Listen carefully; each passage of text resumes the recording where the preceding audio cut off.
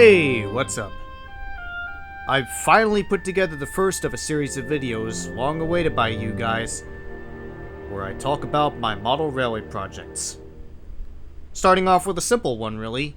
My own railway series interpretation of Rosie the USA dock tank.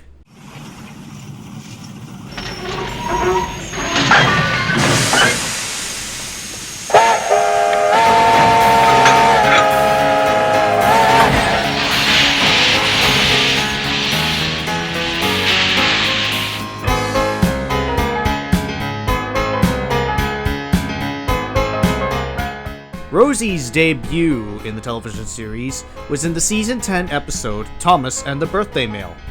When I first saw this episode on PBS, I was intrigued at the way she looked, with the 3 domes, short-length wheelbase, and the square-shaped cab windows, which I thought made her look unique as a character. Her appearance changed throughout the series' transition into CGI, keeping her lavender with gray tank paneling, as she later gained an American-style headlamp on the top of her smokebox. But her look was drastically changed come Journey Beyond Sodor, when she was repainted into a cherry red with dark raspberry tank panels, with the lettering NWR for Northwestern Railway, and number 37 added to her side tanks and cab side sheets respectively. However, when I dived into the planning of my interpretation, I have no lore for her yet before anyone asks, I didn't want to paint her in either her lavender with gray or red with dark raspberry liveries. Like how I've interpreted Murdoch and Ryan in my own videos, I wanted to go my own way with interpreting the liveries of some of the characters. But then I looked back at history, and that's when I found my answer.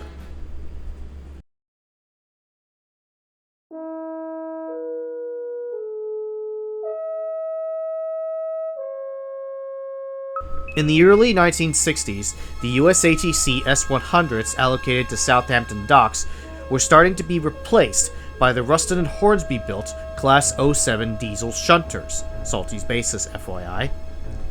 7 of the original 14 engines were reallocated to Eastleigh Works, being used as shed pilots. Luckily, the number on my model, 30069, belonged to one of the 7 that were transferred over to Eastleigh in June of 1964. While stationed at Eastleigh Works, the S100s there were repainted into Oliver Bulleid's malachite green, with a yellow border. One interesting fact is that some locomotives painted in this livery also had their numbers painted on the rear of the locomotive, whether it be on the rear of the tender or on the rear of the coal bunker. And with that knowledge in mind, I decided on red with a yellow border and got to work. I masked off the areas I didn't want paint to get onto and sprayed the model with a Rust-Oleum gray primer. The tape used here is a standard of mine, and everyone else who does models like this, Tamiya masking tape. Now, much like the unlucky Tug, I've hand-painted my models using Blick acrylics, though I haven't ventured down the path of doing waterslide lining transfers just yet. The lining on the engine was also hand-painted as a result. One advantage to this was that unlike spray paints, if I have to go back and fix an area of the lining, all I have to do is mask off just the area in question and paint it. The painting process went like this. I first painted the shell in black, then painted the boiler, domes, tops and sides of the tanks, and sides and rear of the bunker in red deep, the areas that would have the inner portion of the liveries, and then carefully masked where the lining would go, cutting the tape to form the path, and then painting it in yellow bright. Now admittedly, the hand-painted lining isn't the best way to go about it. I might see if I can get some yellow transfers later on. Speaking of transfers, I then applied the BR Late Era logo and numbers onto the model. The application of these transfers was simple. Cutting out the decals, placing them in water for a few seconds to allow the backing to peel off the decals, and then carefully applying the decal to the model with a combination of tweezers and microset.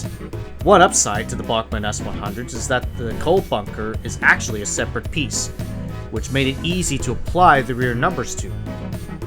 After the decals had dried after a day, I then applied a clear coat to the shell to seal the fragile decals on, and then added some real coal to the bunker. Now for the fun part, weathering the model. I used a mixture of Humbrol rust powders and Tamiya weathering kits to age the model. In this instance, I wanted to make Rosie look like she was still a hard-working engine while working at Tipmouth Harbor, at least in my canon. Again, I don't have a lore put out.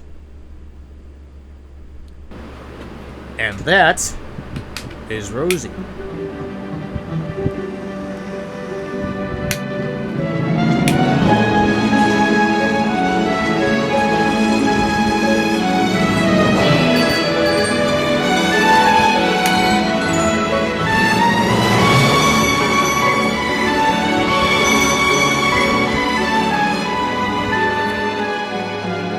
This was a really simple model to customize though, but I am happy with how it turned out. Now admittedly there are some issues, the lining being one of them, and later on I may go back and do a little bit of extra weathering. But yeah, that's basically all I have for this episode of the Modeling Corner. If you enjoyed this one, let me know down below in the comments. I rather enjoyed this project. See you next time.